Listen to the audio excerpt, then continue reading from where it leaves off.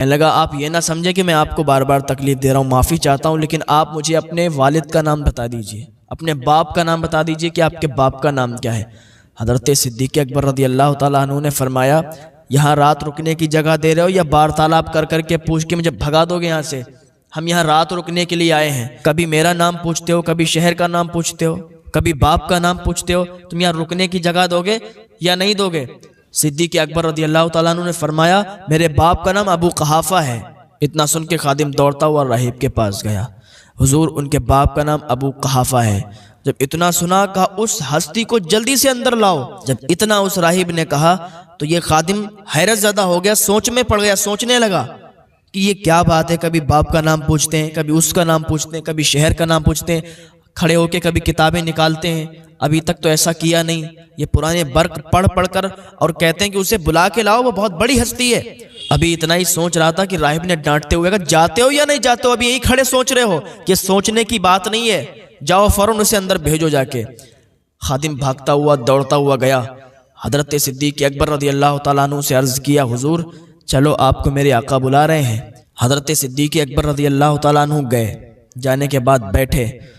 وہ راہب کبھی کتاب کو پڑھتا، کبھی آپ کے چہرے کو دیکھتا، کبھی کتاب کو پڑھتا، کبھی آپ کے چہرے کو دیکھتا، اور کہا سنو آپ ہمارے لیے کوئی عام نہیں ہو، بلکہ آپ بہت خاص ہو، آپ کا مقام بہت اعلیٰ ہے، آپ کا رتبہ بہت اعلیٰ ہے۔ اپنا داہنا ہاتھ لائیے۔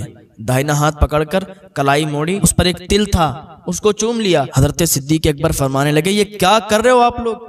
کبھی ہاتھ چومتے ہو، کبھی کہتے ہو آپ بہت اعلیٰ شخصیت ہیں، کبھی کہتے ہو اپنے باپ کا نام بتاؤ، کبھی کچھ کہتے ہو، یہ مجھے سمجھ میں نہیں آ رہا۔ آپ لوگ رات رکنے کے لیے کہہ رہے ہو یا یہاں سے بار تالاب کر کے یہ سب کر رہے ہو؟ سمجھ میں نہیں آ رہا کچھ۔ تو وہ راہب اتنا سننے کے بعد کہتا ہے اگر آپ جاننا چاہتے ہو تو یہ کتاب دیکھ لو، اس کتاب میں آپ کے بارے میں ذکر ہے، آپ کے ہاتھ کا تل ہے، اس کتاب میں لکھا ہوا ہے۔ حضرت صدیق اکبر سے اس راہب نے کہا جاؤ آپ یہاں رات رک جاؤ۔ آپ جاتے ہیں کمرے میں، آپ آرام سے لیٹتے ہیں، لیکن رات میں نیند نہیں آتی ہے، پوری رات سوچتے رہتے ہیں، پوری رات سوچتے رہتے ہیں۔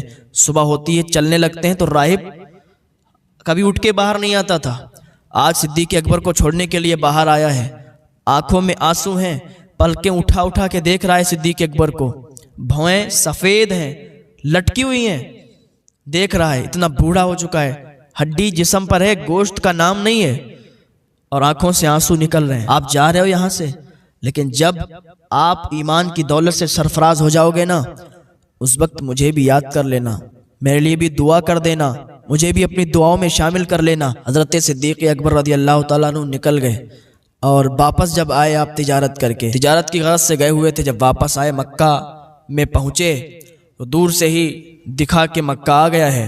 ابو جہل نے آپ کو دیکھ لیا، دوڑتا ہوا آیا ابو جہل، کہا صدیق اکبر آپ واپس آ گئے ہو؟ کہا تمہیں معلوم ہے عبد المطلب کا جو گھر ہے، اس کا جو پوتا ہوا تھا، کہاں؟ تو کہا اس میں تو عجیب و غریب معاملات چل رہے ہیں، عجیب و غریب واقعات چل رہے ہیں۔ کہا کیا ہوا؟ کہا وہ کہتا ہے کہ میں محمد اللہ کا رسول ہوں، اللہ کا پیغمبر ہوں، اور اللہ کی طرف سے ایک فرشتہ آتا ہے، مجھے باتیں بتاتا ہے، یہ سب چل رہا ہے۔ حضرت ابوبکر صدیق رضی اللہ تعالیٰ عنہ نے کہا اچھا ایسی بات ہے تو اب سے لوٹ کر آیا ہوں، مجھے تھوڑا سکون لینے دو، میں خود اپنے آپ جانچ پڑتال کروں گا، ابھی تو میرے چہرے کی گرد بھی صاف نہیں ہوئی ہے، ابھی تو گھر پہ بھی نہیں گیا ہوں، جانے تو مجھے بعد میں دیکھتا ہوں۔ ابو جہل چلا گیا، صدیق اکبر اپنے گھر گئے، ابھی سامان بھی نہیں اتارا کہ بھاگتے ہوئے دوڑتے ہوئے حضور صلی اللہ تعالیٰ علیہ وسلم کی بارگاہ میں گئے۔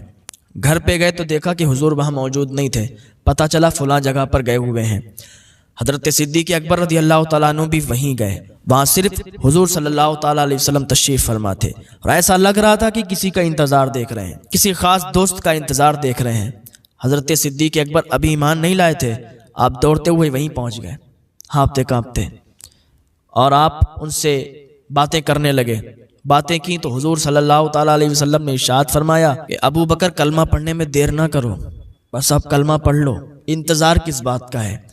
حضرت ابوبکر صدیق رضی اللہ تعالیٰ عنہ عرض کرتے ہیں مجھے آپ یہ بتائیے، جب آپ یہ کہہ رہے ہیں کہ آپ اللہ کے پیغمبر ہیں، اللہ کے رسول ہیں، آپ کے پاس ایک فرشتہ وحی لاتا ہے، آپ کے پاس ایک فرشتہ آتا ہے، باتیں بتاتا ہے، تو اس کی نشانی تو بتائیے، کچھ نشانی بتائیے کہ جس کو دیکھ کر میں آپ پر ایمان لاؤں، آپ کا کلمہ پڑھوں۔ اتنا جب حضرت صدیق اکبر رضی اللہ تعالیٰ عنہ نے عرض کیا تو حضور فرماتے ہیں کہ یہ نشانی کم ہے کہ آپ